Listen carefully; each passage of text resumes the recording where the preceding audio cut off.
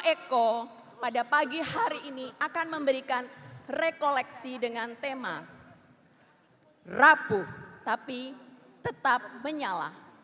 Faith, Hope, Love 5.0. ME menyapa generasi baru. Bapak Ibu, kita berikan sambutan hangat untuk Romo Eko Wahyu OSC. Silahkan Romo.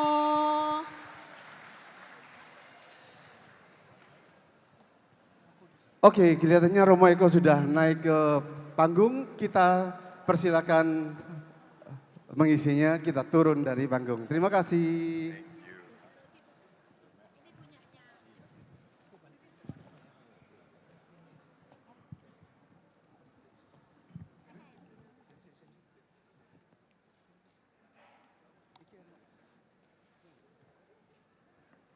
Saya bisa mic yang dipegang kah?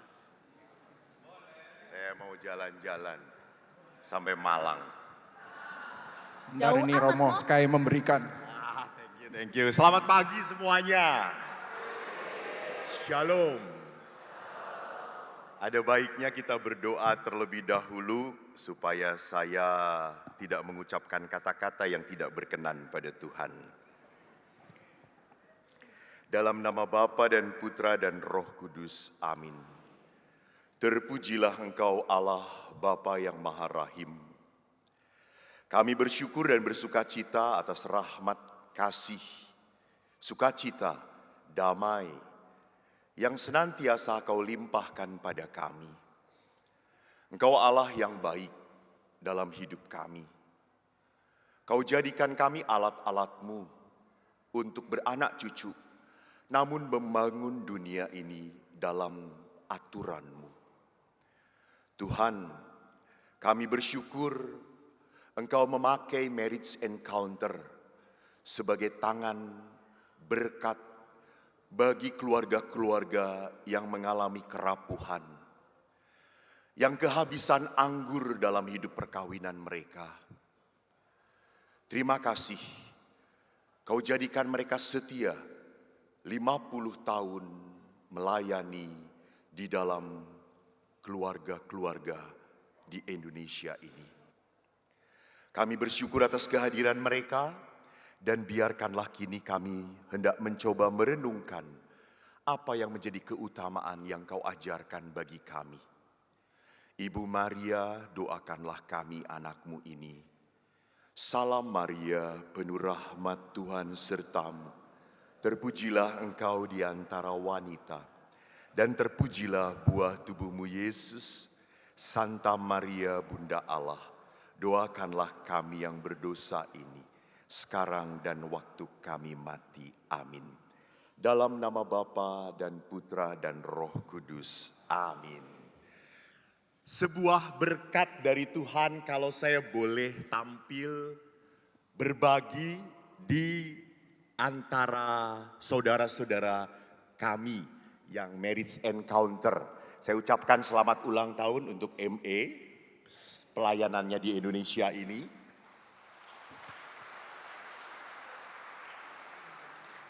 Hanya saya memberi rekoleksi di sini bukan tanpa beban. Stres. Seminggu saya tidak bisa tidur. Cuma merem doang. Dan yang datang bukan malaikat-malaikat, tapi malaikat maut yang hadir. Kenapa? Karena saya harus berbicara di hadapan teman-teman imam. Oleh karena itu yang seguru, yang seilmu, tolong jangan nyantet saya. Mohon maaf. Lalu yang kedua, mungkin di antara Anda, saya adalah ME yang berbeda dengan Anda. Saya ME-nya di Filipina. Oh Sultan, beda men, Sultan. Romo-romo ini Indonesia, murah. Saya paket larang coy. Saya waktu studi di Filipina, Center Family Ministry, saya ikut Marriage Encounter di sana. Karena diwajibkan. diwajibkan. Saya juga beberapa yakin bapak-bapak ikut ME karena apa? Karena takut akan istrinya. Betul Pak?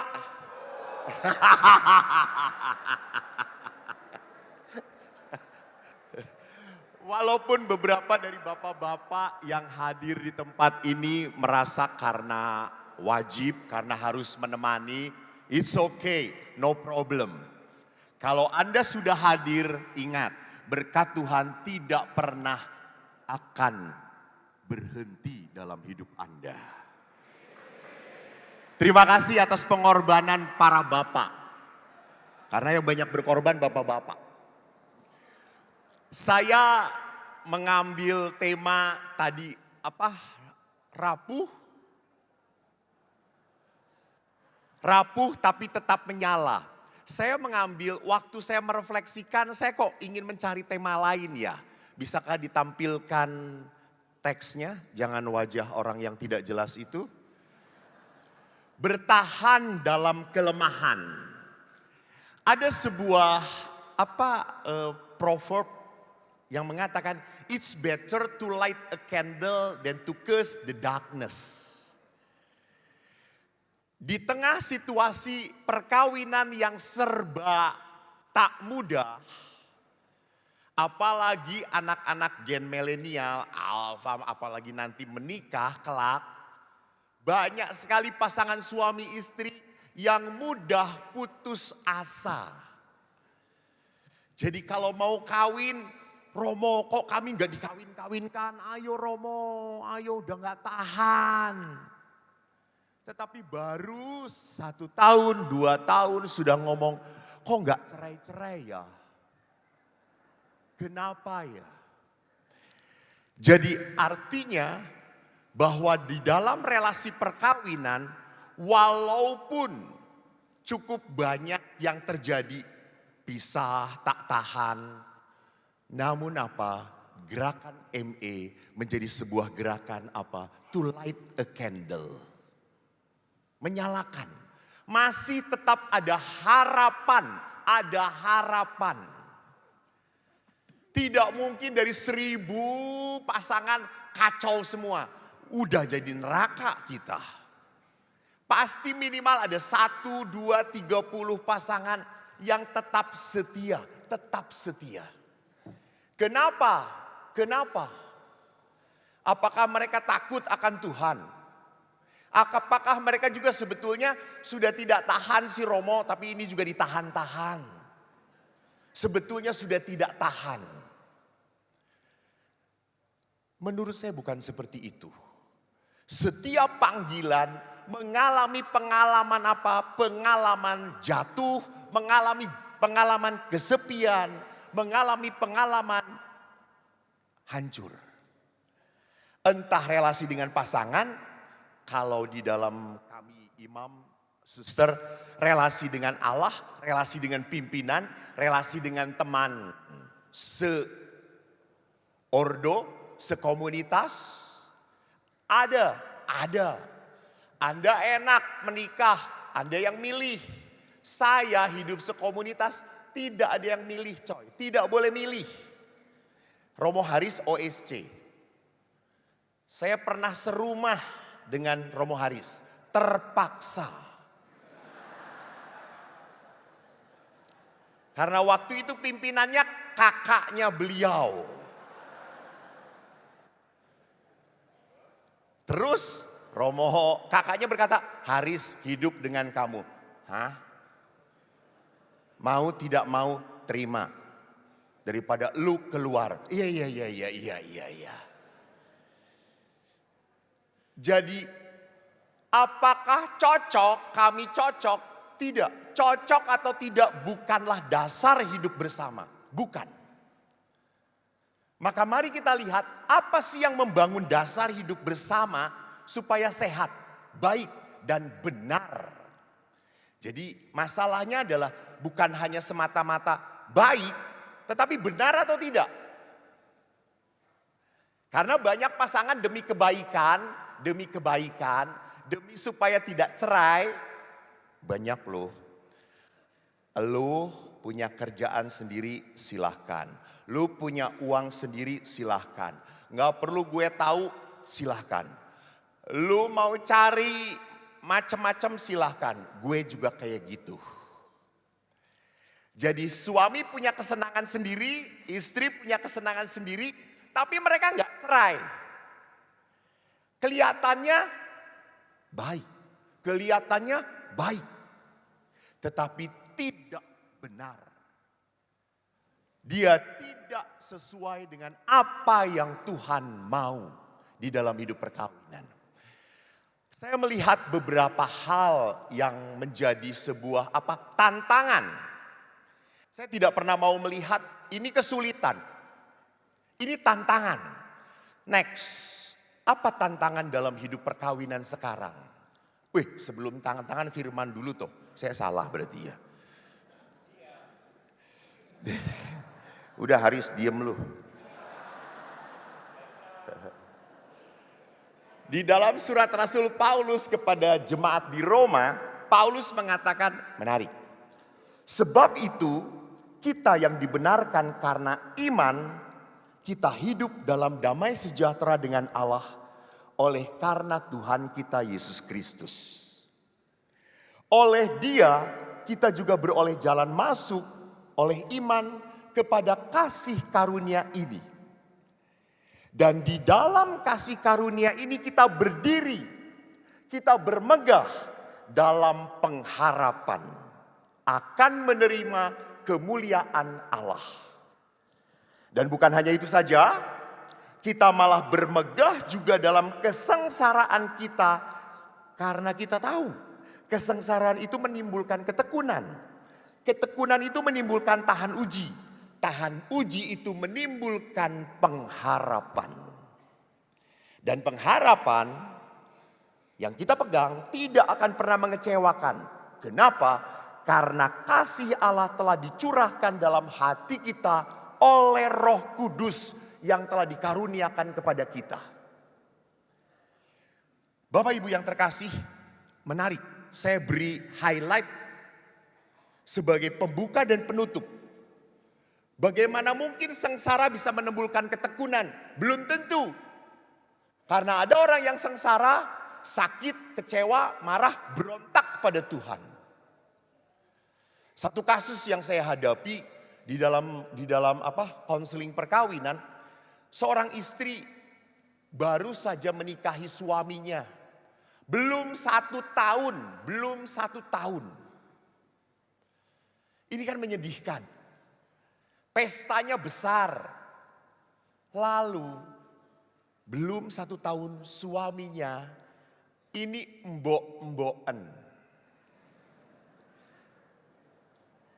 Malah lari pada ibunya, lebih sering di rumah ibunya, lebih sering di rumah bapaknya, lebih sering mengunjungi orang tuanya.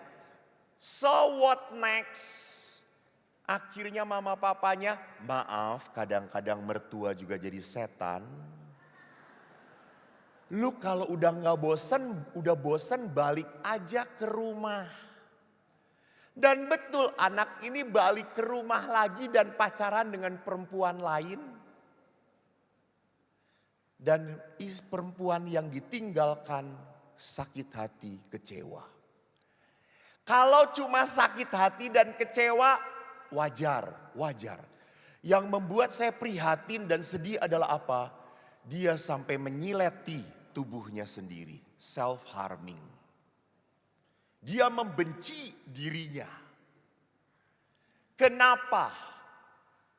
Pacaran 5 tahun. Kok berakhir hanya dalam berapa bulan? Jadi bagaimana mungkin sengsara menimbulkan ketekunan? Sengsara kalau tidak ada di atas bawah itu pasti menimbulkan kepahitan. Maka kalau Paulus berkata sengsara yang menimbulkan ketekunan, ketekunan menimbulkan tahan uji dan pengharapan. Karena apa? Ada damai sejahtera, damai kasih Tuhan. Maka Paulus pun membelakangi apa? Dicurahkan dalam hatimu oleh Roh Kudus. Maka dasar dari sebuah relasi harus apa yang dikatakan oleh Yesus dalam hukum Taurat. Kasihilah Tuhan Allahmu. Baru kasih akan sesama. Ya, itu. Jadi kasih akan Tuhan harus menjadi dasar. Damai yang diberikan oleh Tuhan harus menjadi kekuatan pertama dan utama dalam hidup seorang beriman. Maka kalau dia tidak pernah mengalami pengalaman Allah, pengalaman kasih Tuhan yang begitu mendalam, relasi semacam apapun pasti rapuh, pasti rapuh. Apalagi godaan sekarang berat banget. Maaf ya, perempuan-perempuan muda sekarang bukan cari pasangan yang ganteng, yang muda. Alah kalau kerema pret. Dia sudah kawin, tajir, tua, sikat. Betul, betul. Nggak penting burungnya naik atau tidak.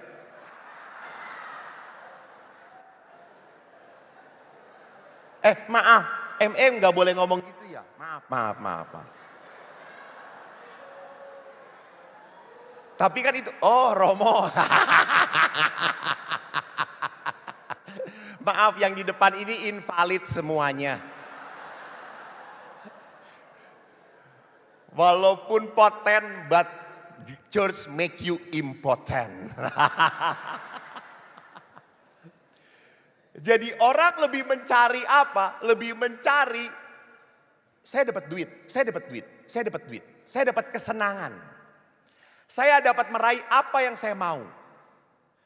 Maka kalau kita lihat dalam gereja Katolik, kenapa sih butuh kesatuan? Kesatuan itu penting. Nanti kita akan melihat. Next. Jadi kasih itu adalah modal dasar.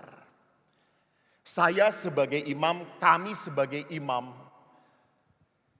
tak jarang saya menemukan imam-imam muda, apalagi sudah ganteng. Ketemu tante-tante.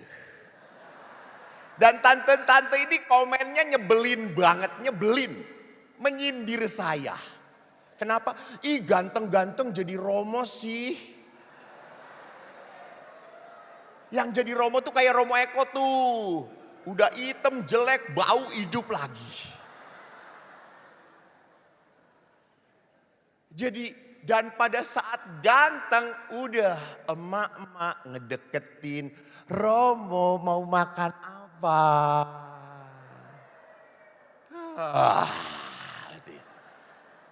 Gimana Romo nggak jatuh? Di pasturan ketemu Romo senior, wajahnya flat semuanya.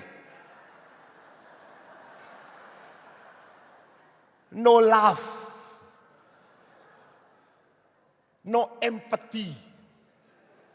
Bahkan mungkin iri. Dia laku, gue kagak. Jangan lupa. Tanpa sadar di dalam komunitas para imam pun bisa terjadi rasa iri. Apalagi di susteran. Oh ada suster di sini ya. Tapi tenang, suster kan pasangannya Yesus Kristus. Betul suster? Kalau Yesus mengakui.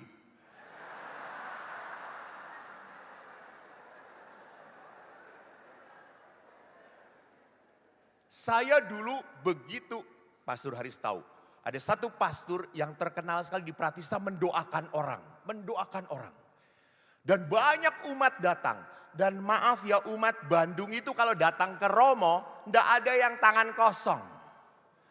Bawa cukyok lah, ayam panggang lah, semua. Romo mau ketemu dengan Romo itu. Semuanya ke sana. Eko ini iri. Kok aku tidak selaku dia? Dia mampu mendoakan orang yang perkawinannya kacau, dia doakan jadi baik. Yang tidak punya jodoh, dia doakan berjodoh. Yang sakit sembuh. Hanya dia tidak pernah bisa mendoakan dirinya sendiri, tetap tidak berjodoh.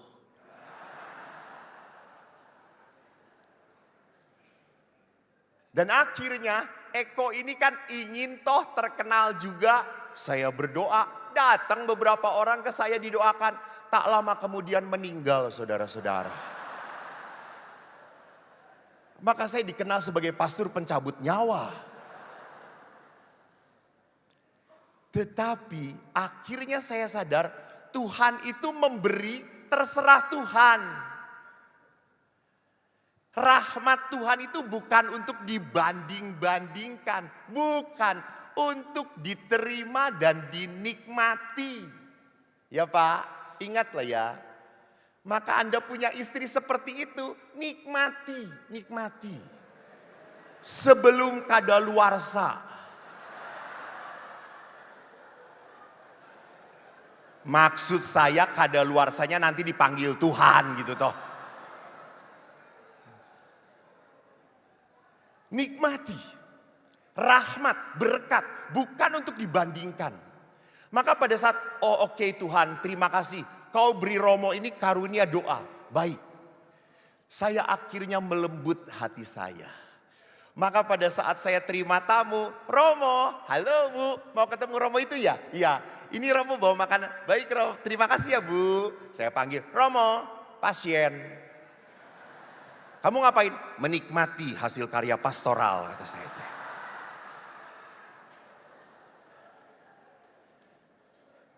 Artinya apa? Di saat kita bisa berdamai, kemampuan orang lain bukan menjadi sebuah kesakitan bagi saya, sebuah ancaman bagi saya. Justru saya bisa menikmati berkat yang orang lain miliki. Nah, saya lihat beberapa hal yang dihadapi dalam perkawinan sekarang.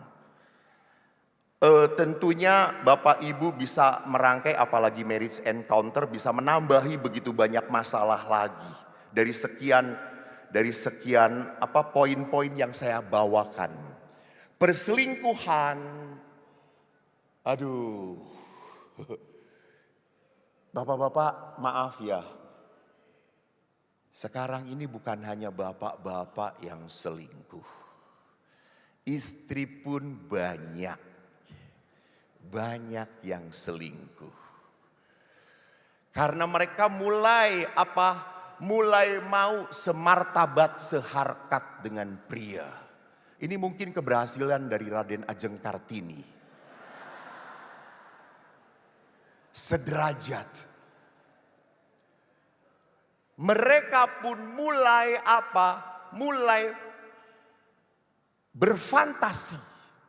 Saya kok melihat salah satu pemicu dari perselingkuhan yang banyak adalah semangat yang nanti diingatkan oleh Bapak Paus. Pornografi.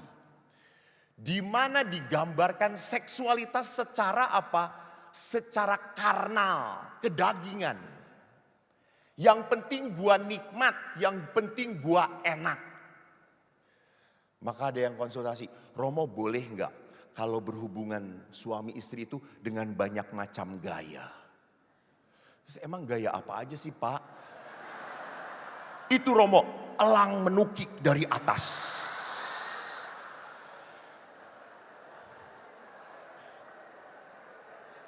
Kata saya tuh, Bapak ini banyak gaya, 5 detik aja udah keluar banyak gaya, kata saya itu.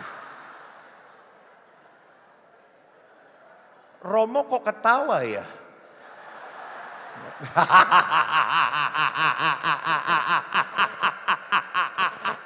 Romo Joko langsung, kami berfantasi saja Romo.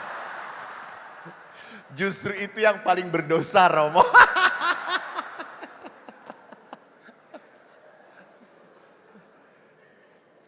Jadi rupanya hubungan seksualitas yang tadinya agung dan mulia sudah terlalu dieksploitasi hanya menjadi sebuah kenikmatan. Maka tidak aneh, banyak orang-orang yang ingin fantasinya dikeluarkan. Maka beberapa kasus toh sudah berumah tangga, sudah punya anak, tiba-tiba bapaknya senang dengan lelaki. Istrinya senang dengan perempuan. Kenapa? Bukan kesalahan seksual psikologis. Saya bertanya kepada psikolog Jakarta, dia mengatakan karena mereka ingin adventure. Ingin mencoba, merasakan kegilaan dalam kenikmatan karnal, kedagingan. Karena apa? Karena tidak bisa diekspresikan dengan pasangannya. Dan ini muncul karena apa? Ya karena hidangan-hidangan yang tidak jelas itu. KDRT, emosional. Ya, menyedihkan memang. Orang sekarang sulit sekali menahan perasaan marah. Langsung bombardir. Ngomong, bledak, bleduk. Apapun yang mau saya omongin. Dulu hal pantang sekali bahwa suami istri fight di depan anak-anaknya. Sekarang tanpa rasa salah mereka berkelahi di depan anak-anaknya. Bahkan ada seorang ibu intensinya jelas. Saya berkelahi Romo di depan anak-anak supaya anak-anak tahu bapaknya itu seperti apa. Bapaknya ini keturunan ucing garong Romo. Gak pernah tahan ngelihat ikan asin. Padahal di rumah ada tenderloin yang soft Romo. Jadi lihat, maka kalau akhirnya saya 25 tahun bekerja di rumah retret dan sekarang kembali ke rumah retret, tak bisa dipungkiri. Kalau anak-anak itu berdoa lalu mereka di depan arca patung Yesus ataupun Bunda Maria, 70% anak-anak berkata, Tuhan, rukunkan papa mama. Aku sedih kalau ayah ibu berkelahi. Kalau cerai aku ikut siapa Tuhan? Jadi lihat di sini bahwa anak-anak sudah harus melihat realita yang sebetulnya belum pas untuk mereka. Finansial, intervensi mertua, tidak menjalankan kewajiban sebagai pasangan suami istri, komunikasi yang buruk, judi, minum, main perempuan. Ini semua adalah masalah yang makin lama makin membesar. Bukan makin menghilang, makin menggila yang ada. Kasus kemarin yang saya hadapin, seorang ibu menikah dengan suami dan ruapannya keluarga suami ini menutupi anaknya. Actually anaknya ini penjudi dan peminum tukang main wanita. Ditutup-tutupi, pinter. Lalu setelah menikah dengan ibu ini yang notabene pekerja hebat, kerja keras. Akhirnya apa? Meledak semua itu keluar. Kan saya selalu mengatakan pacaran itu iklan, promosi. Lu akan dapat aslinya nanti setelah menikah. Dan betul meledak suaminya ini, betul keluar judinya, main perempuannya, minumnya. Si ibu ini sebagai seorang Katolik yang amat baik, saleh, lebih saleh daripada para suster. Kenapa? Karena ibu ini tetap melayani suaminya. Sudah punya 3 anak. Hampir perkawinan menjelang 23 tahun.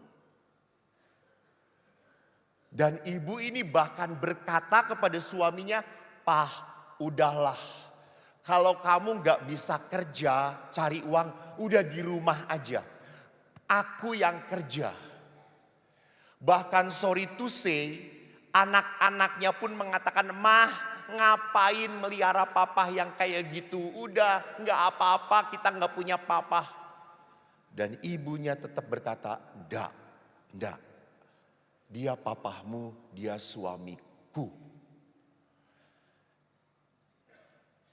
Tapi apa yang terjadi setelah dia diberi begitu banyak kebaikan?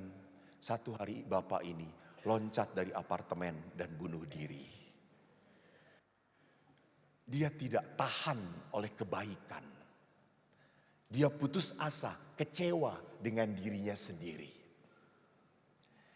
Dan setelah putus asa jatuh, ibu-ibu, bapak-bapak, siapa yang paling menderita? Istrinya. Setelah 4 tahun, kemarin retret nangis waktu kami adorasi, nangis meledak ibu ini. Dan berkata, "Kenapa Romo, kenapa? Saya tuh sudah sayangi suami saya sudah baikin suami saya. Kok suami saya bunuh diri? Kenapa? Saya enggak ngerti. Dan saya yakin pasti sekarang suami saya ada di neraka, Romo." Wow, betapa baktinya dan cintanya dari ibu ini. Nah, kalau ini menjadi sebuah tantangan dalam hidup berelasi, apa dasar, apa yang memicu dari tantangan-tantangan ini? Next, Paus Fransiskus dalam Amoris Laetitia artikel 33, ini saya suka mengutip.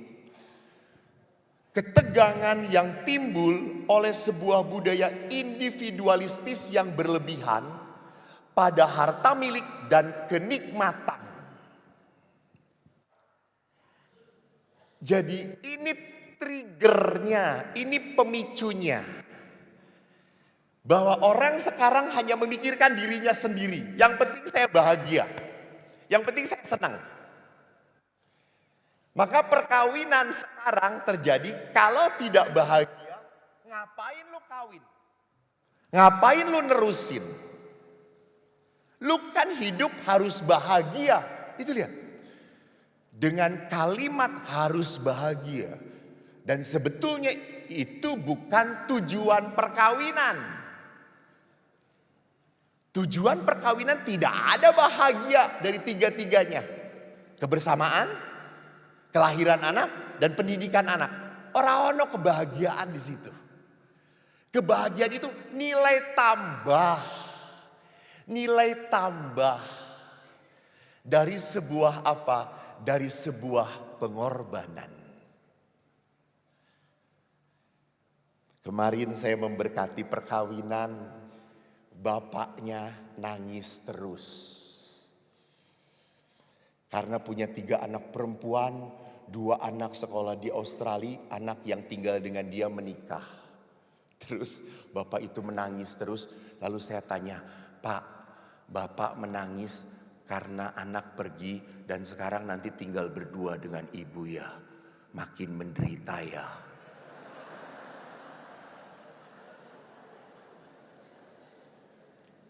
Lalu bapak itu berkata, "Iya juga ya," kata dia itu. Lalu saya tanya, "Kenapa bapak menangis?" "Romo, saya tuh bahagia. Saya sejak kecil yang memangku anak itu, nemenin dia belajar, nganter dia sekolah. Sampai akhirnya saya melihat dia tumbuh remaja, punya pacar, dan dia menikah. Saya bahagia. Tapi saya sakit karena anak ini akan pergi dengan pasangannya. Tapi dia mengatakan, saya ikhlaskan ini demi kebaikan anak saya. Jadi tangisan itu adalah tangisan sukacita, kebahagiaan dari sebuah apa? Pengorbanan yang dia berikan. Jadi bukan tujuan perkawinan, bukan. Itu adalah nilai tambah dari sebuah kebaikan yang kita salurkan. Next, maka karena budaya individualistis yang mengejar kenikmatan dan mengejar harta milik, maka setiap perkawinan yang mulai rapuh, mulai goyah, seolah-olah cerai itu adalah jalan yang paling mudah dan cepat. Sedikit mengalami konflik cerai. Berapa minggu yang lalu saya memberi retret single mom. 200 orang single mom. Saya satu-satunya yang singlet.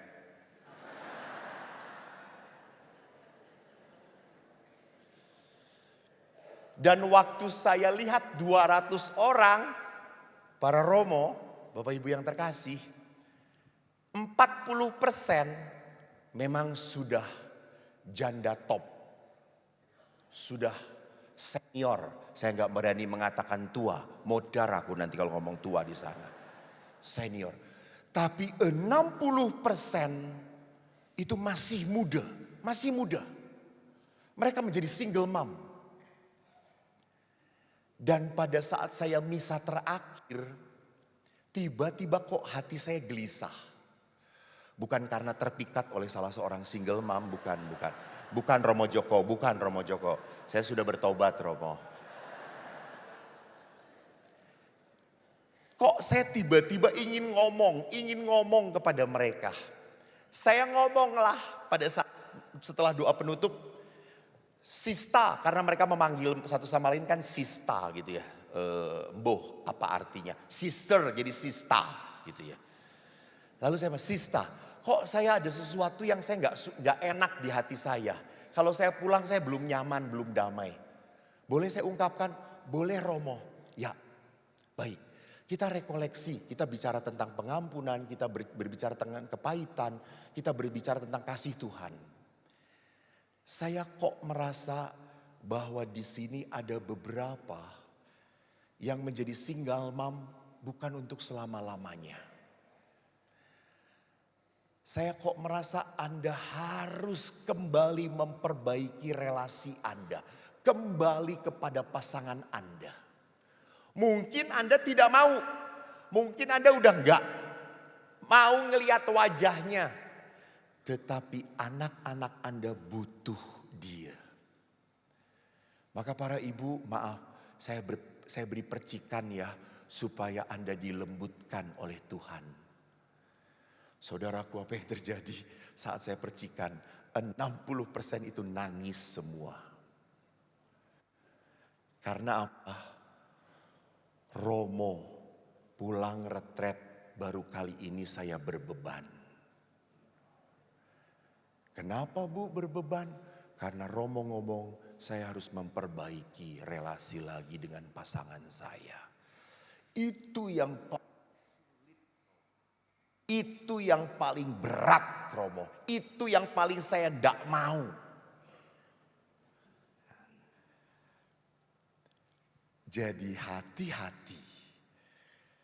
Kuasa jahat itu mudah sekali meruntuhkan, meluluhkan, dan membuat kita, bahasa Yesus, tegar, keras hati. Kalau udah keras hati, tegar, it mean apa? Deadlock. You, me, and. Itu beberapa umat dengan pastor parokinya. You, pastor, me, and.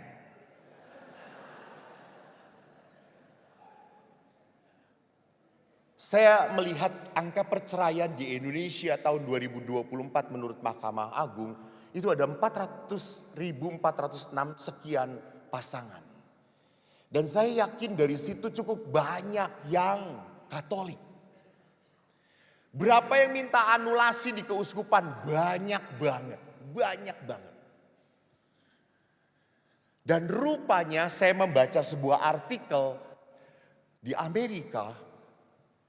Kan paling gampang psikolog itu mengatakan kalau kamu gak baik ya cerai. Rupanya antara yang cerai dan bertahan bahagianya sama kok. Sama. Artinya ngapain lu cerai? Kalau kamu bertahan aja nantinya akan membuahkan kebahagiaan. Maka saya ingin kembali kepada apa sih hakikat perkawinan Katolik. Next. Timekeepernya siapa ya? Aku kalau ada Roh Kudus suka kebablasan. Masih panjang tuh berapa menit coy? 1 jam. Oke. Tolong ingatkan ya Pak. 15 menit saya diingatkan, saya nggak berhenti-berhenti, lempar pakai kayak itu. Saya ingin mengambil 3 hal yang penting, yang menurut saya penting di dalam perkawinan Katolik. Next. Pertama saya ambil dari kitab Kejadian. Tuhan Allah berfirman tidak baik kalau manusia ini seorang diri saja. Aku akan menjadikan penolong baginya yang sepadan dengan dia. Kisah ini bagi saya menunjukkan apa? Dahsyatnya Tuhan gitu. Edan banget. Tuhan itu mikirin. Gak hanya nyiptain tapi mikirin. Gimana dia itu bisa menemukan penolong yang sepadan. Maka pada saat binatang-binatang dibawa kepada manusia, manusia tidak menemukan penolong yang sepadan. Pada saat diberi Hawa, dibawa, Adam langsung teriak, inilah dia tulang dari tulangku dan daging dari dagingku. Berteriak sukacita. Hanya kan menyedihkan sekarang toh. Lihat, banyak pasangan suami istri tidak ingin punya anak. Child free. Mereka lebih baik ngingu asu. Kalau ngingu asu di pastoran modar pasti jadi makanan harian. Ya Rama Joko, sengsu asik. Tetapi yang menyedihkannya adalah apa? Pada saat ibunya ketemu anjing, dia elus-elus, dia ngomong dengan anjing. Suaminya gak pernah diajak komunikasi. Lihat, dia memanusiakan anjing dan... itu Anda kata-kata. Itu kata-kata yang tidak berkenan pada Tuhan.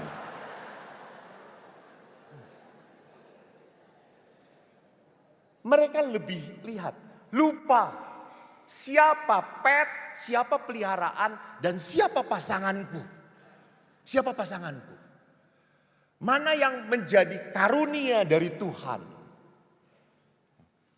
Sampai beberapa tuh laporan pada saya, Romo anjing saya ini kena kanker.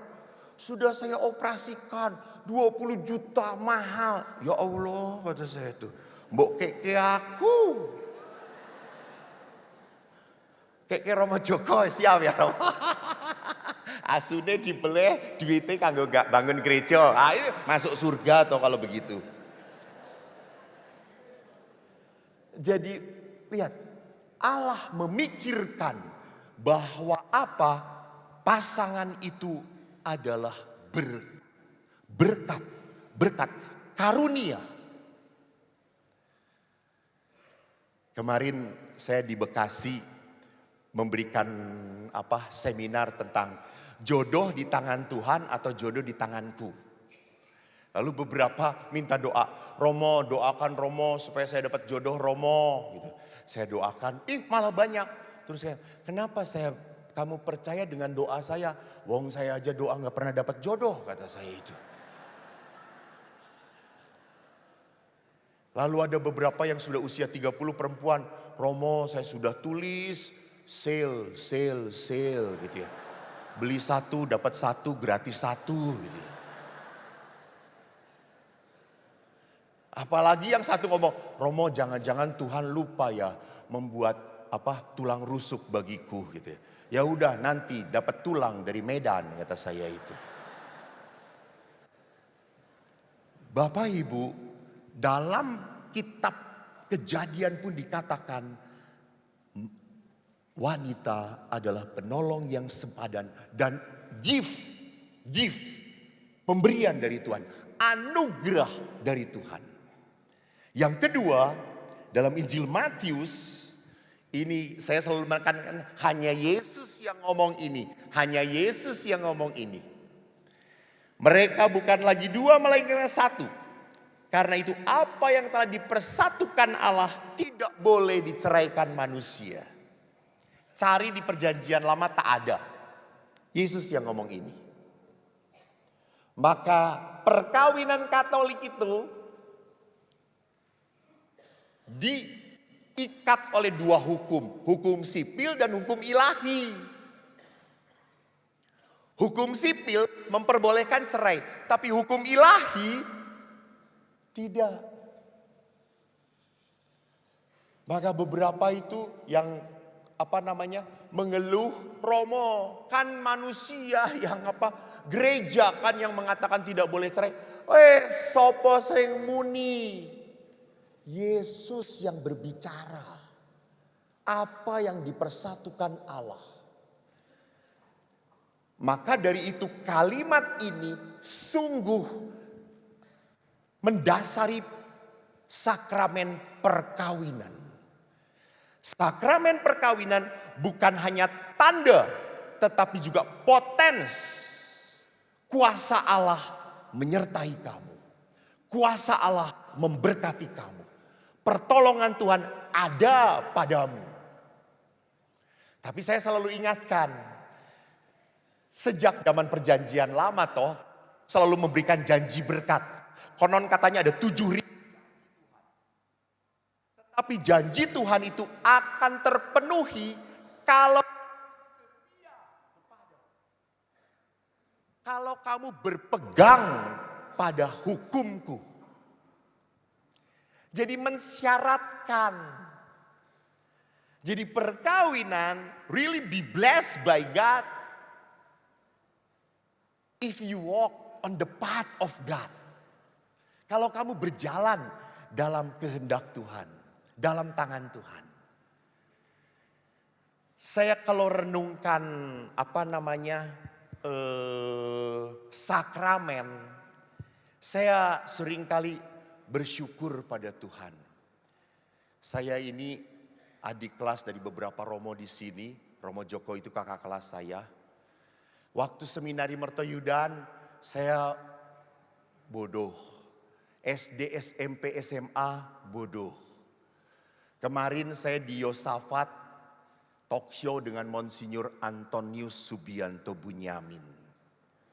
Beliau satu kelas sejak SD. SMP saya pindah, SMA sama-sama, kuliah sama-sama.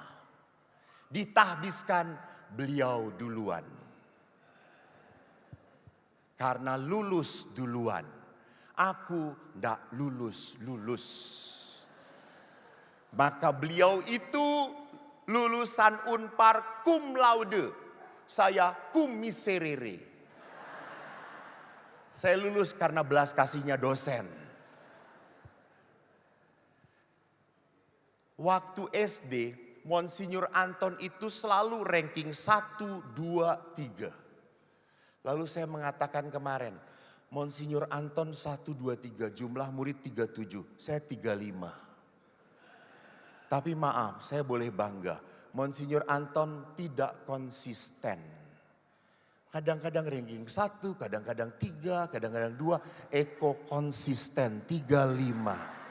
Tak ada yang menyaingi, tidak ada.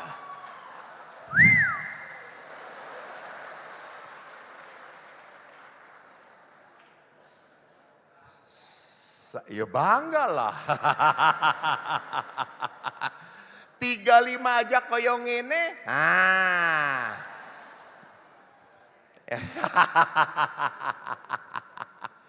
Namun, apa ini? Oh ini mic-nya sama dengan Monsinyur Anton, tidak konsisten. Lalu pada saat saya mencoba merenungkan, saya kuliah berat sekali, sulit. Dan waktu selesai kuliah di Unpar, pimpinan mengatakan, mau sekolah lagi kok. Cukup. Bendera putih aku kibarkan. Cukup. Karena saya menolak sekolah lagi, saya dimasukkan ke rumah retret Pratista. Tak pikir meng 5 tahun, 6 tahun, 25 tahun coy. Ya Allah. Saya lalu ngicipin paroki, 2 paroki di tebing tinggi di Helena, dikembalikan ke Pratista lagi. Ya betul, konsisten. Asem tenani. Iya. Lalu saya tuh ditanya sama romo-romo lain. Kok kamu punya masalah ya di paroki sampai kembali lagi ke Pratista? Oh, saya enggak punya masalah. Yang punya masalah pimpinan dengan saya, kata saya. Tetapi setelah saya berkarya di rumah retret, tiba-tiba ada orang yang mengupload beberapa renungan saya, khotbah saya. Tiba-tiba mohon maaf ya para romo, saya menjadi tenar.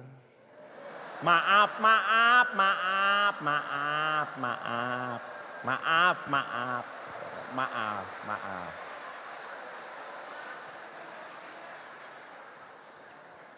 Tidak konsisten ya. Sesama romo tidak boleh.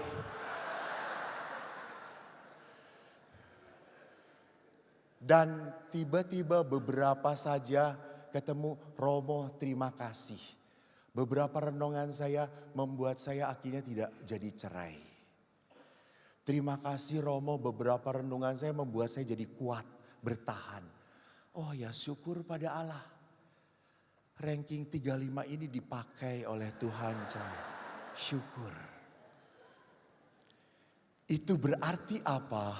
Berarti toh kalau kita belajar setia kepada perintah Allah, ada berkat. Pada saat saya setia kepada apa yang dipersatukan oleh Allah, janji berkat tidak akan pernah berhenti.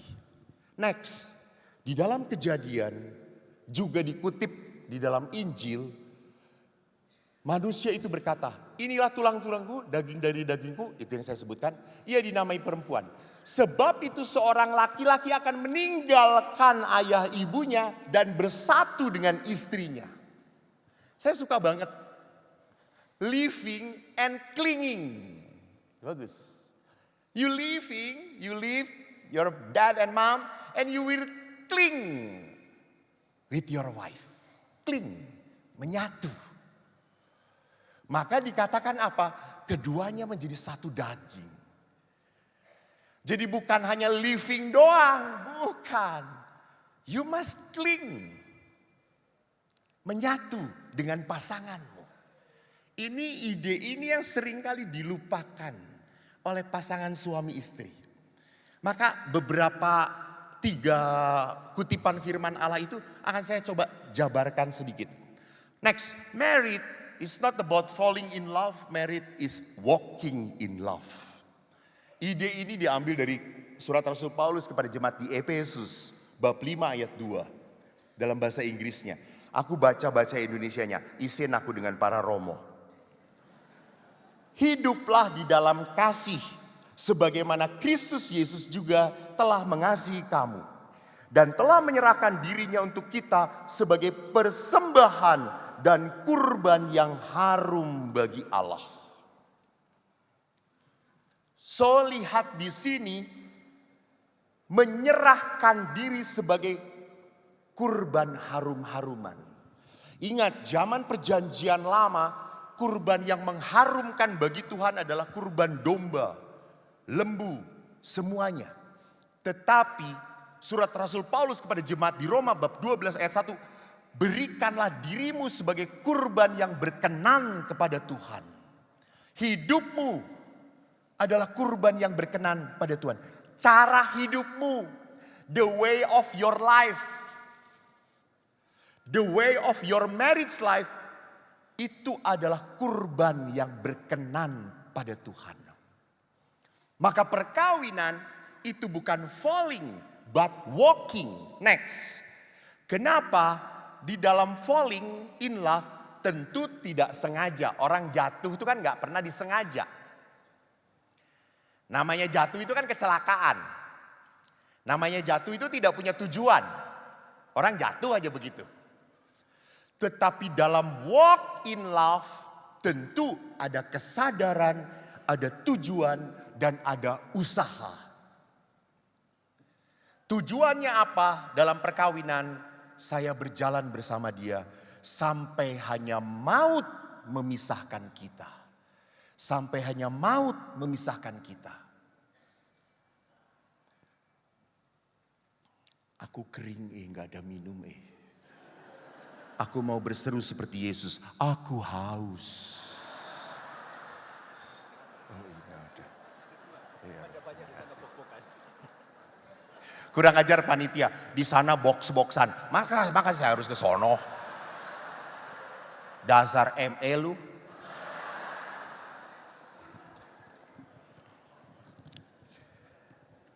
Terima kasih. Saya ingat sekali, saya punya ayah dan ibu, beliau dua-duanya sudah meninggal. Ibu saya pertama meninggal 14 tahun yang lalu kurang lebih. Ayah saya baru sekitar 140 hari meninggal dunia. Dan waktu saya melihat ayah dan ibu di dalam hidup perkawinan, memang saya anak yang terluka, betul. Saya sangat sayang pada ibu. Ibu adalah wanita satu-satunya yang mencintai aku apa adanya. Ayah adalah tipe ayah yang keras, bahkan kasar, physically and verbally. Ayah pukul saya. Saya pernah dilempar oleh ayah pakai sepatu tentara yang PDL, yang di dalamnya ada besinya, hanya dalam jarak 1,5 meter ke bibir saya. Gigi saya pecah, bibir saya berdarah, dan saya kabur dari rumah. Dan tidak dicari oleh ayah. Karena ayah berkata, anakku papat, ilang satu, isih telu. Sing ilang sing bodoh, alhamdulillah. Ayah tidak pernah memukul adik perempuan. Adik laki-laki saya tidak pernah dipukul juga karena dia pinter. Penurut, baik banget, rajin. Dia masuk ke target ayah, saya tidak. Dan ayah itu selalu kepada anak-anak ngomong, cah, engkau yen wis gede, kue kabeh melebu IPA. Cah IPA ki uteke ning kene. Cah IPS ki ning kene.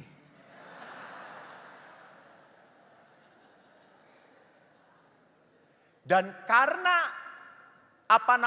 keinginan ayah anak-anaknya masuk IPA, yang dihajar matematika gitu. Setiap hari ayah mengajar matematika. Tapi kalau kepada saya beda. Bukan mengajar, menghajar. Karena adik saya itu kalau ditanya 3 tambah 3 langsung 6. 3 tambah 4, 7. 3 tambah 12, 15 langsung. Koki 3 tambah 7. 11, kampleng. Salah. Maka adik saya itu kalau matematika selalu nilainya hebat. 9, 10. Aku ki 3, 4, 5. Dan konsisten.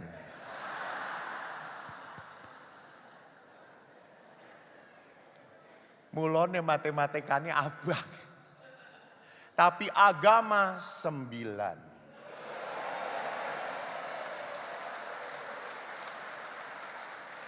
Konsisten.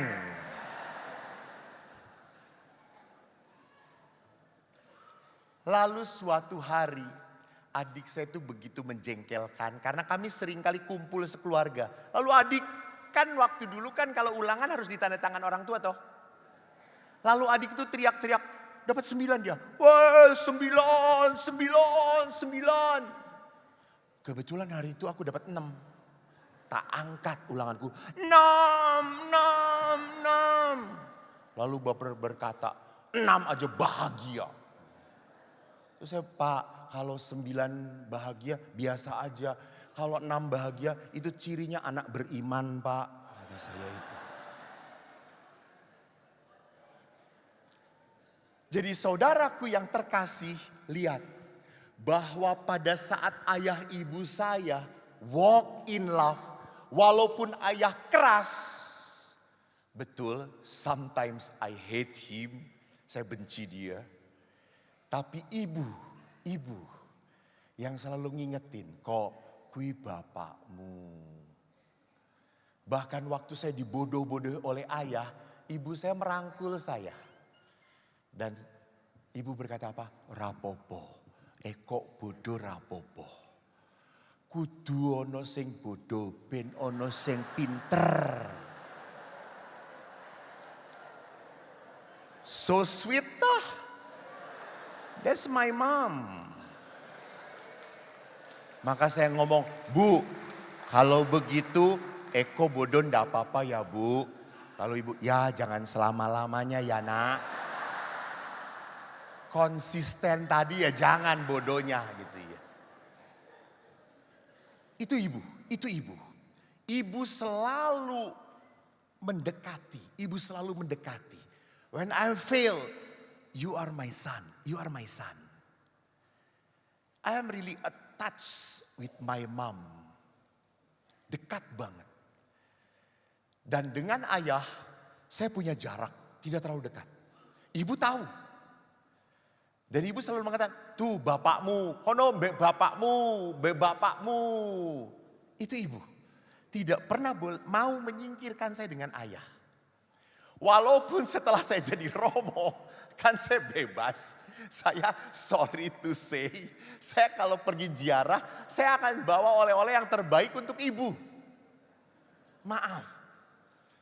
Saya pernah dapat hadiah dari umat 500 euro, saya berikan liontin untuk ibu saya, Bunda Maria. Karena ibu suka sekali Maria. Saya berikan, Bu, liontin, pirole, larang Bu, larang. Wape tenan yole. Lalu bapak dari belakang lihat, aku apa kok?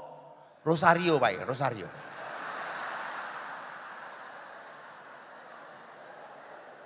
Piro kuwi? 1 euro. Ah. Yang di bus itu kan 1 euro. Ah, anggo bapakku kata saya itu.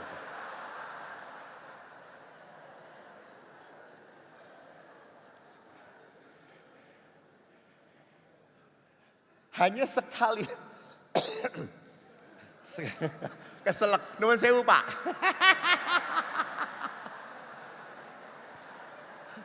Wes rampung we tekan kene. So because of marriage is walk in love, maka marriage is not about emotion. Marriage is devotion. Perkawin itu bukan perasaan. Mau, demen banget. Enggak. Devote. Devote itu apa? Bakti, kasih, ketaatan. Jadi devosi itu artinya apa? Saya sungguh membaktikan hidup aku padamu. Maka Bapak Ibu ingat, mungkin janji perkawinan Anda sudah lupa. Para Romos ingat, karena sering mendengarkan. Hafal. Tapi jadi lihat, saya mau mengabdikan diri kepadamu. Itu devote. Dalam konteks janji perkawinan dan di situ letaknya sakramen, devote, mengabdikan diri. Saya mau memberikan diri kepada kamu.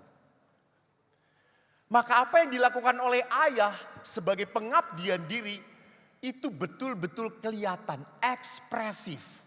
Memang ayahku tidak ekspresif dalam hug ibu, cium ibu. Aku sejak kecil belum pernah melihat ayah ibu saya ciuman. Tapi menghasilkan 4 anak. Dan enggak. Betul-betul saya ini sabda Tuhan yang menjadi daging saudara-saudara.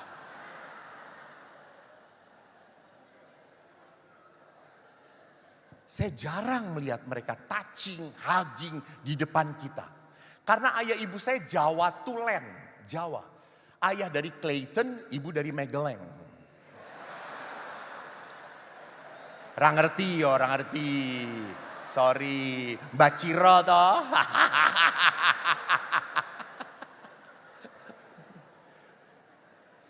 Ayah saya Jawa. Jawa itu kan ndak ilok. Ndak terlalu kelihatan kayak gitu tuh, ndak ilok di depan anak, ndak. Jangankan cium bibir, cium pipi aja belum pernah gue lihat, jarang. Gitu. Ekspresi seperti itu tidak pernah kelihatan. Tetapi apa? Beliau itu devote. Ayah mengajarkan saya pada anaknya, jangan pernah nyakitin perempuan. Maka apa? Saya belum pernah lihat ayah pukul ibu. Tidak pernah. Memang argue ya, keras-kerasan ya. Tapi saya mendengar pak, enggak. Maka sasarannya saya.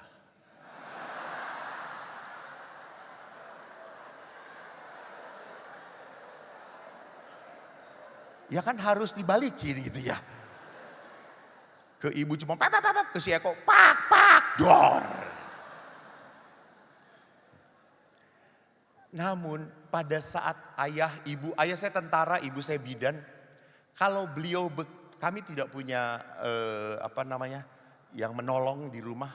Kami 4 anak pulang sekolah, ayah ibu pulang kerja, baru ibu masak.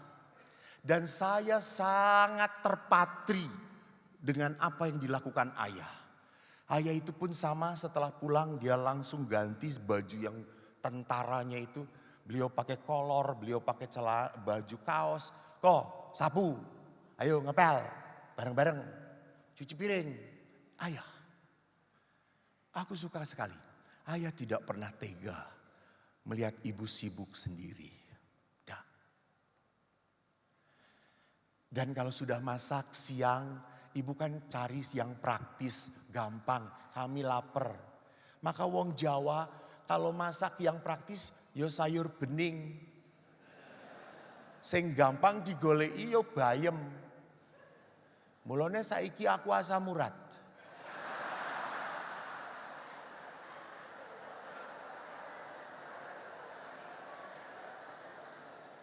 Jadi bukan karena babi asam urat, bukan. Bayem masa kecil saya gitu. Babi itu menyeimbangkan justru gitu ya. Karena ayah itu selalu kalau udah sayur bayem, ada jagung, teman gorengannya apa? Aiko podo-podo melaratem ya aku gitu ya. Tempe.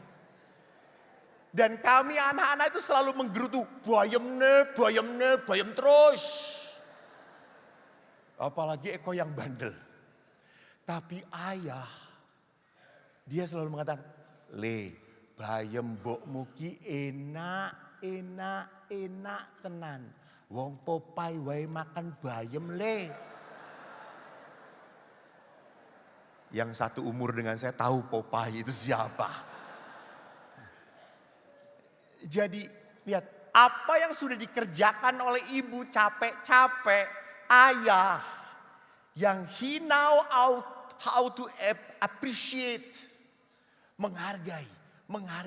Ini ibu mudah buat, mangan. Yo enak. Dan betul bagi ayah apa yang dibuatkan ibu enak. Dan kami pun akhirnya belajar menikmati. Sampai suatu saat pernah ibu masuk rumah sakit. Sakit demam berdarah. Bapak yang masak saudara-saudara. Kami kan kalau pagi nggak pernah dikasih duit toh. Selalu ibu ngasih makanan. 3 hari kami datang semua 4-4-nya ke rumah sakit. Bu sembuh lah bu, cepat sembuh bu. Oh bu sembuh. Kenapa tuh le?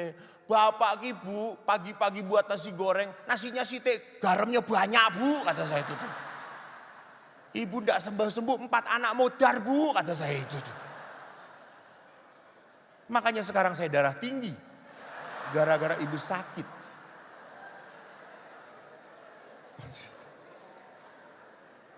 You see, that is devotion. Itu devotion. Saya kan pernah cerita. Saya ini toh, ingat Bapak Ibu ya jangan lupa. Anak itu ingin mendengar pujian orang tuanya. Benar. Saya tanya pada anak, nak, guru kamu pernah memuji? Sering. Bapak kamu? Jarang. Jarang. Lebih senang mana? Dipuji papa atau guru? Papa. Papa. Lalu saya tanya, kenapa? Kan itu papa saya. Kan itu ayah saya. Kan dia orang yang dekat dengan aku. Saya pun sejak kecil ingin dipuji oleh ayah.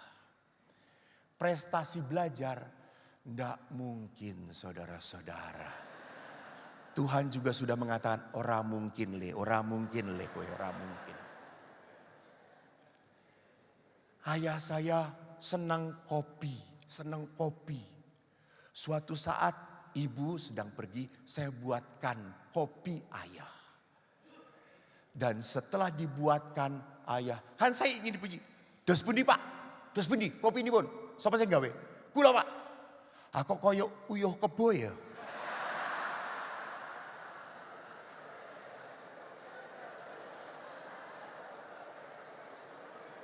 Oh maaf, yang tidak mengerti tolong lihat terjemahan di bawah ini.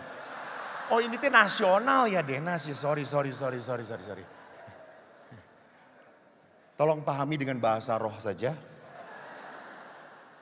Dan ayah selalu mengatakan, kopi mbokmu ki sing paling enak, sing paling enak. Kopi mbokmu. You see, that is default. Sampai saya ngomong, Bu, aku ingin buatkan kopi untuk ayah, gimana sih? Telu loro le. Napa-nipun Bu, telu kopine loro gulone. Saya buat tetep ra enak. Sampai saya, Bu, kok bapak selalu mencela Bu, masih ndak enak. Lalu ibu berkata, kei udoh sedikit.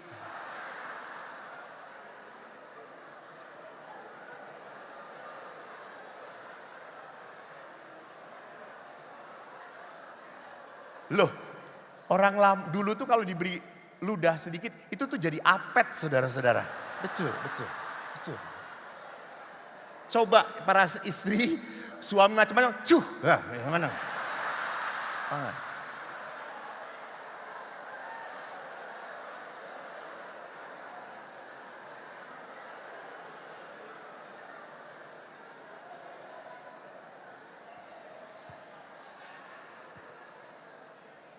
Loh, kan waktu kecil kalau kita kejedot tuh ya, kan sama ibu diapain? Cuh. Nah, itu tah. Luka, cuh. Ibuku sudah meninggal, ke apotik cari ludah ibu udah nggak ada. Mujarab. Tetapi lihat di sini, devote. Dia apa? Menghargai apa yang istri lakukan. Dan ayah pun sangat devote pada ibu. Ibu saya itu setelah pensiun, ibu stroke dan lumpuh, tidak bisa apa-apa. Romo Haris dulu waktu itu juga beberapa kali datang mendoakan ibu saya. Dan Bapak Ibu tahu, yang mengurus ibu total ayah. Ibu bangun, dimandiin oleh ayah, dibedakin, berjemur, masak untuk makanan ibu, semua ayah. Bahkan karena melayani ibu, ayah mengurangi pelayanan-pelayanan di gereja. Ayah saya itu keren, prodiakon, tata tertib, lektor, kur, hanya belum ditahbiskan saja. Awang minggu itu bisa misa 4 kali ya, romonnya aja cuma 2 kali. Bapak saya itu 4 kali hari minggu misa. Sampai ibu tuh berkata, mbok camping wae neng gereja.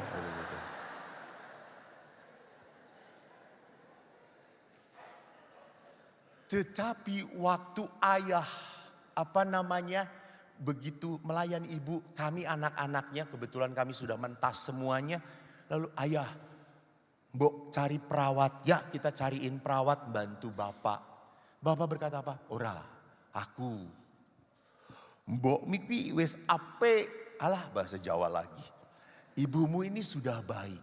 Waktu aku muda ibumu melayani aku. Kalau sekarang ibumu sakit, jatahku melayani ibumu.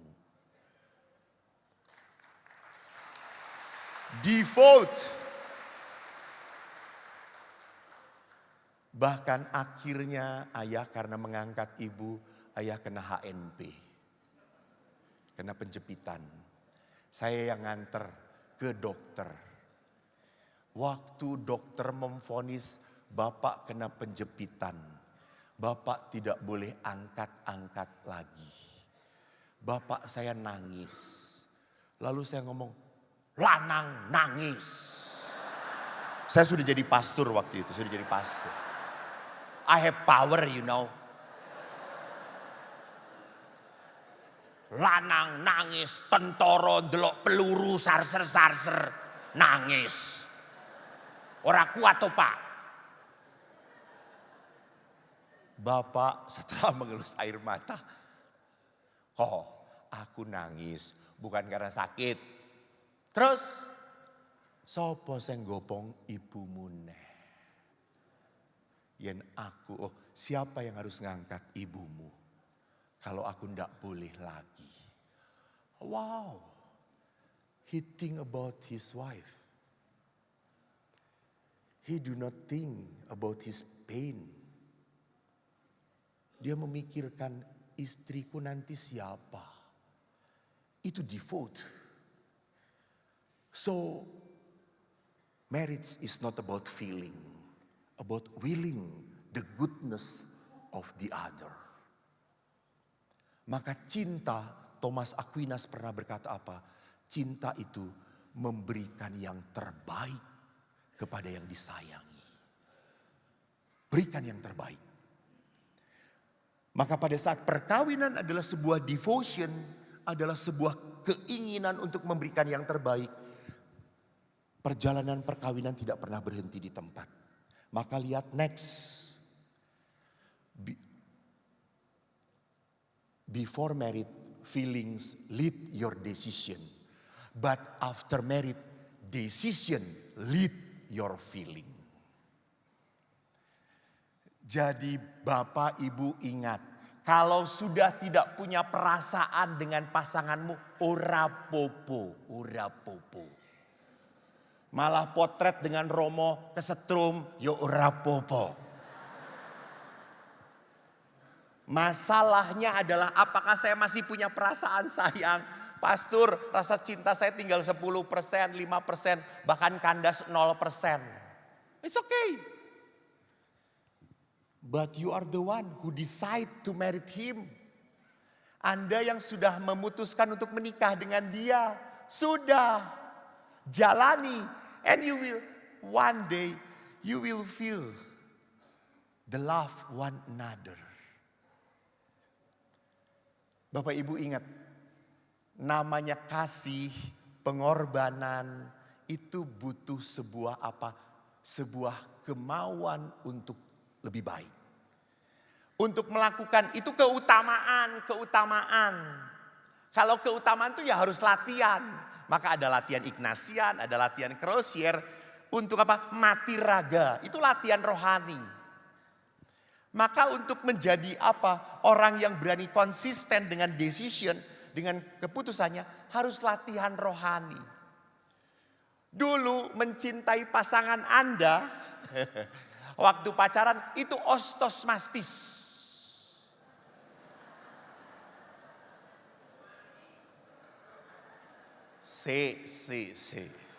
Setelah Anda osteoporosis, setelah Anda menjadi tua, mencintai pasangan tuh memang harus dipaksakan. Betul. Tidak akan muncul begitu saja. Enggak. Samalah Romo-Romo setelah sekian tahun menjadi Romo. Apakah pelayanan itu mengalir mudah, gampang? Prat. Waktu kita ditahbiskan, lari neng dindi rapopo. Demi Yesus pro patria et ecclesia. Ini mah udah gak ada wajah-wajah kayak gitu lagi. Ini mah. Setelah kita lama tahbisan pun, akhirnya apa? Kita pun mengalami kebosanan, kejenuhan. Kita harus memaksakan diri untuk tetap konsisten dalam pelayanan. Betul, betul. Maaf ya Bu, Pak, maaf. Boleh kan jujur? Nah, kalau saya boleh memilih, apakah memberi rekoleksi di depan pasutri ini atau duduk tenang hening di pratista yang dingin? Pasti saya lebih tenang duduk di pratista daripada menghadapi romo-romo yang seperti ini.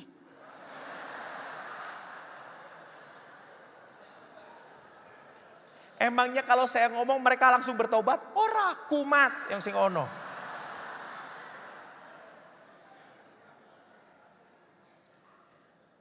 Jadi Bapak Ibu untuk menggembalikan kehangatan perkawinan memang butuh disiplin, memaksakan diri. Lihat saja toh beberapa waktu saya tanya survei. Nah kan ke anak-anak. Mana yang paling menyenangkan di dalam ekaristi? Langsung anak-anak berkat penutup. Karena misalnya selesai. Kepada orang tua, mana yang paling berat ibu-ibu? Kolekte.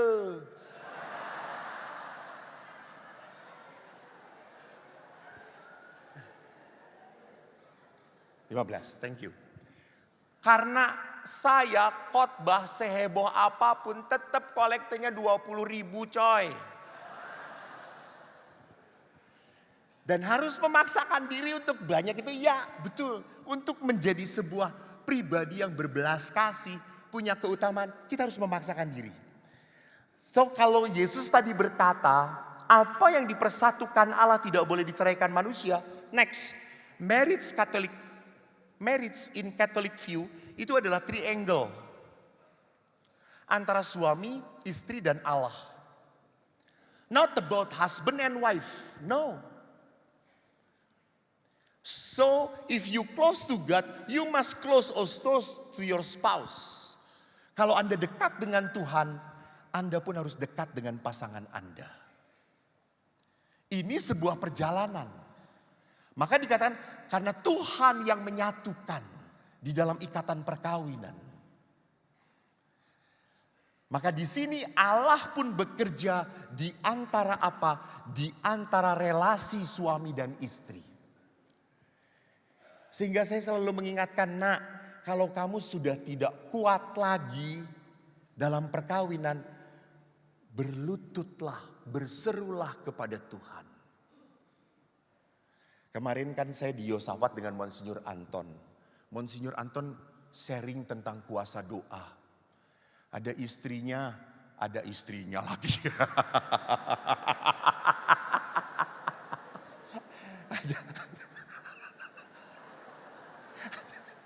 Bukan istrinya, maksudnya istrinya uskup ini bukan gitu. Ada seorang istri sharing, Monsinyur, saya punya pasangan selingkuh. Saya maafkan selingkuh lagi. Saya maafkan ini sudah kelima kali selingkuh. Sampai kapan saya memaafkan?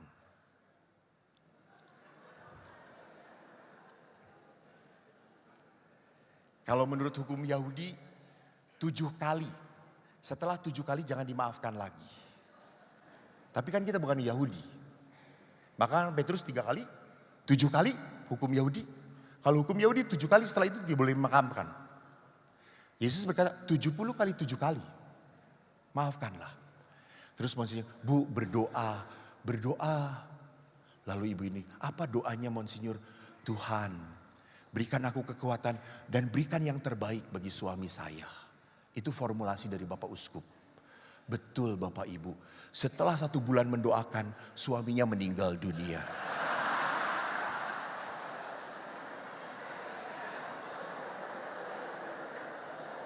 Silahkan lakukan formulasi itu dari Monsinyur Antonius Subianto Bunyamin.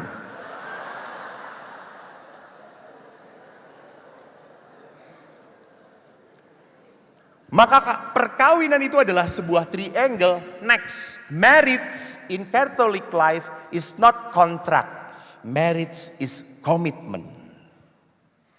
Karena dalam sebuah kontrak itu kan ada aksi reaksi. Lu nggak bisa memenuhi tugas lu, selesai. Fail. Di dalam relasi perkawinan nggak ada fail. Nggak ada kata fail. Karena di dalam relasi perkawinan, di dalam komitmen ada sebuah responsibility. Tanggung jawab. Ya, percayalah bahwa it takes two to tango. Jadi kenapa suami kayak saya kayak gini? Ya karena istrinya kayak gitu. Kenapa Romo suami saya tuh kok jadi budak? Karena istrinya cerewet. Telinga itu kan ada kapasitas pendengaran gitu ya, berapa dB gitu toh. Istrinya ngejuit 24 jam konslet lah.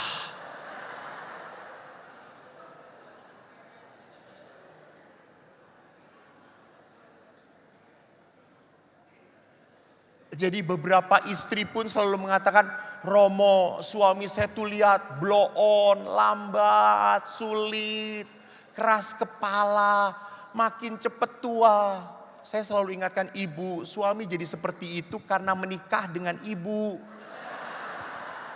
Coba dengan artis, makin muda dia. Lihat, ada sebuah resiprokal yang selalu gayung bersambut. Itu responsibility. Saya harus sadar kenapa seperti itu. Maaf ya, saya selalu mengatakan juga para istri, ingat. Salah satu yang harus diberikan kepada suami adalah apa? Hubungan seksualitas. Mungkin para istri sudah marah, ngambek, karena merasa diperalat oleh suaminya. Akhirnya, wes orang ngono-ngono neh.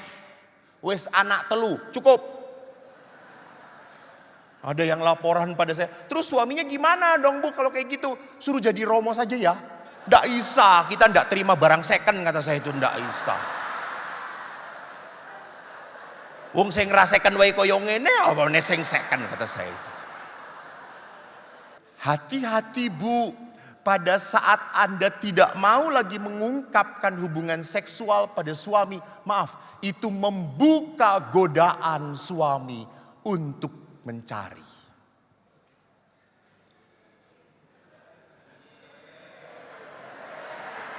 Ya, saya ngomong gitu untuk suami istri yang gelisah para Romo, saudara-saudara. Ada tanda-tanda apa ini? Lalu lihat. Sekarang itu seringkali karena demi kepraktisan. Suami pegang uang sendiri, istri pegang uang sendiri, terserah, tidak perlu tahu-tahu macam-macam. Yang penting kamu membiayai aku. Itu membuka kepada kehancuran. Itu membuka kepada hubungan yang tidak jelas.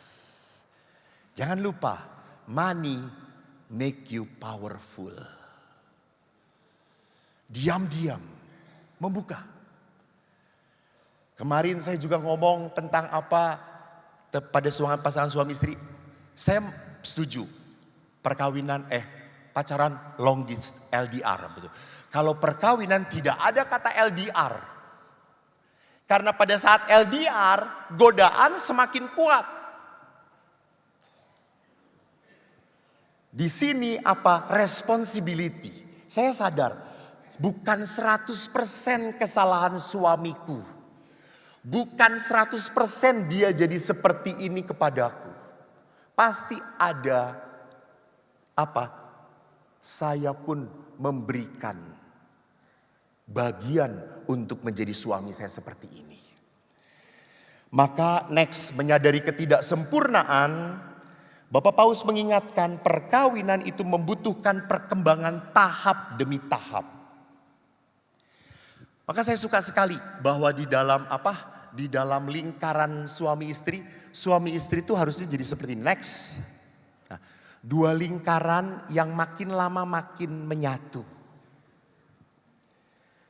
Suami dan istri makin lama makin menyatu. Apakah bisa totality menyatu atau tidak? Tidak bisa. Karena suami punya kepribadian, istri juga punya kepribadian. Tetapi makin lama makin harus saling, oh saya tahu apa yang dia butuhkan. Oh saya mengerti apa yang sedang terjadi dengan hidup dia. Semakin mengerti, maka daerah yang menyatu ini harusnya makin besar di dalam relasi yang makin dewasa. Next, maka Paus Fransiskus mengatakan persekutuan keluarga hanya dapat lestari, sempurna kalau mau saling berkorban. Saling mau berkorban.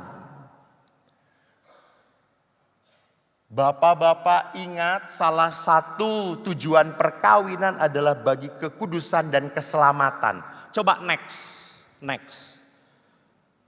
Nah ini dalam Amoris Laetitia. Sakramen perkawinan adalah anugerah untuk pengudusan dan keselamatan. Bapak-bapak ingat, ada nggak orang kudus menjadi kudus dengan tenang-tenang saja, damai-damai, diam-diam? Ada nggak? Nggak ada. Orang kudus itu jadi kudus karena hidupnya penuh pengorbanan. Maka di dalam perkawinan Allah menghadirkan pasangan yang tidak sempurna supaya Anda berkorban. Maka karena Anda bertahan dalam berkorban, Anda menjadi kudus. Jadi bapak-bapak, kalau istri Anda ribut terus, ngomel terus, itu jalan ke surga. Ya Pak. Jadi kalau istri Anda ngomel, jangan suruh berhenti. Terus.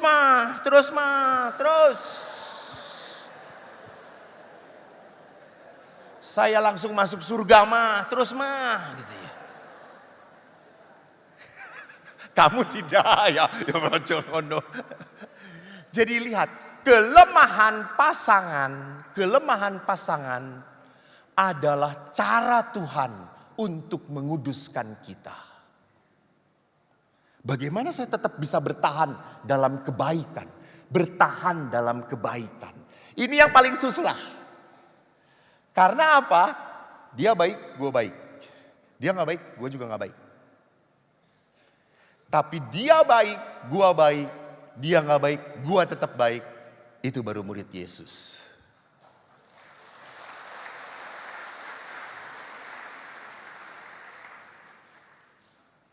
Saya kalau kemana-mana selalu saya cerita bawa oleh-oleh untuk teman saya. Ini bukan tanda untuk panitia saya belum punya oleh-oleh. Bukan. Tapi kalau Anda peka ya syukur pada Allah. Saya selalu bawa oleh-oleh untuk teman-teman saya.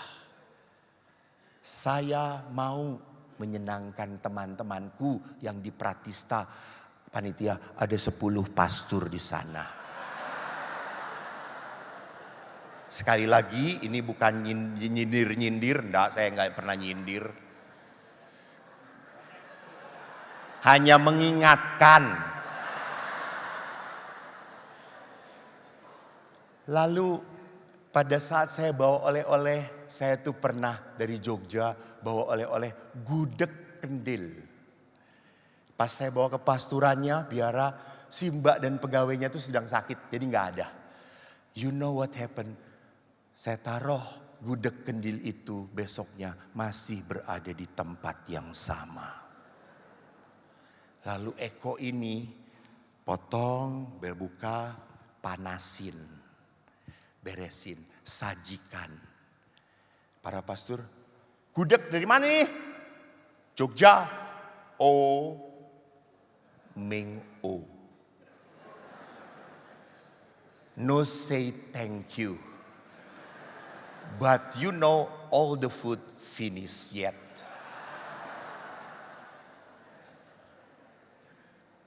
Apakah Eko kapok bawa oleh-oleh? Apakah Eko sakit hati? Iya, emangnya gue malaikat. Saya pastor tapi bukan malaikat coy. Saya juga kalau berbuat baik, mbok terima kasih, mbok say thank you, mbok nrimoke gitu ya. Tapi ya sudah, nama-namanya juga komunitas laki. Beda dengan suster, coba suster kasih buah, aduh Romo buahnya bagus banget, enak, sampai ke kulit-kulitnya enak, Romo enak. Nanti Romo saya doakan ya Romo, itu susteran. Romo itu flat semuanya.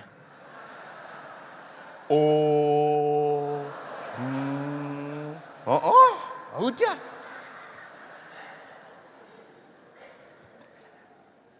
Justru berbahagia hidup dengan Romo-Romo sulit.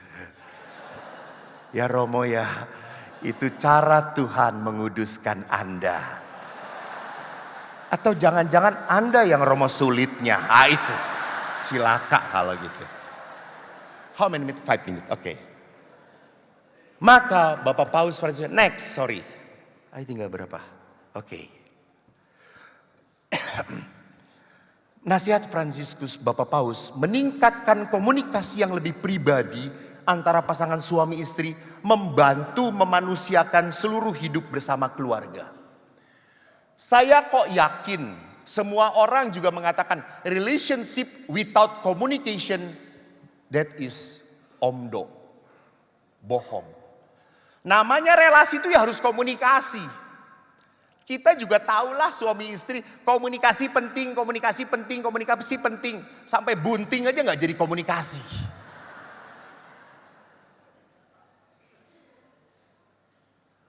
Karena apa? Sering kalau Anda nggak berlatih komunikasi, ujung-ujungnya apa? Marah. Ujung-ujungnya berkelahi.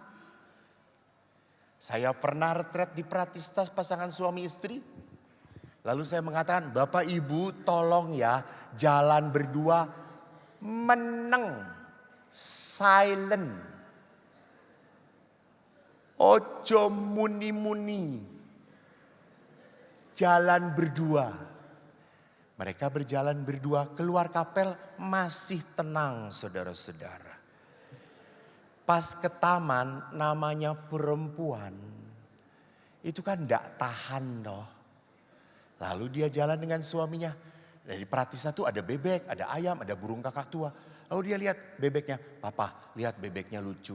Suaminya juga aneh, dia mengatakan, iya gendut kayak kamu gitu. Ributlah mereka.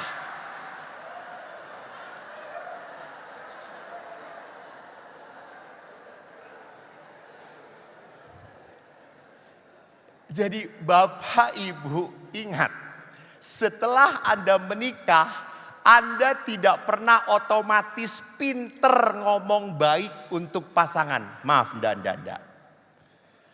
Setelah menikah, saya benar gak?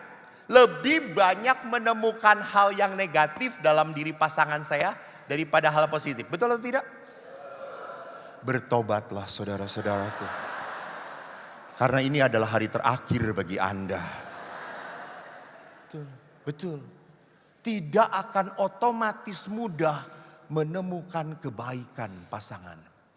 Maka Bapak Ibu yang belum marriage encounter, belajarlah dari marriage encounter.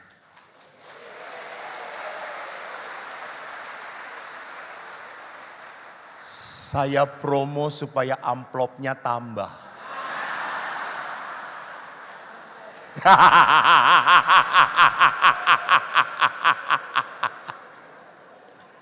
Dan saya enggak promo. Saya menemukan buah-buah dari pasangan yang ikut marriage encounter, marriage enrichment, pertumbuhan. Karena apa? Perjalanan perkawinan tidak otomatis membuat Anda pinter. Enggak. Anda malah otomatis menemukan apa? Banyak kelemahan, banyak kesulitan, banyak tantangan. So you must find the other one to share, to to enrich your relationship. Untuk memperkaya hubungan Anda. Untuk melatih bagaimana saya mengungkapkan komplain kepada pasangan saya. Tapi tidak menyakitkan. Belajar. Para romo juga pada saat setelah pelayanan harus lagi merefleksikan dan belajar dari hidupnya lewat retret pribadi. Retret.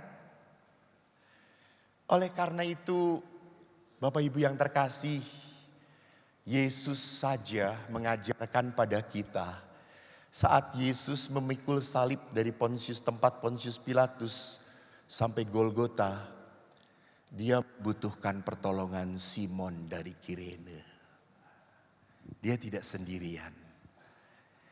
Maka kalau Anda mempunyai kesulitan dalam relasi, carilah komunitas yang bisa ikut memikul salib Anda. Tuhan memberkati. Terima kasih. Kita berikan tepuk tangan meriah untuk Romo Eko Wahyu.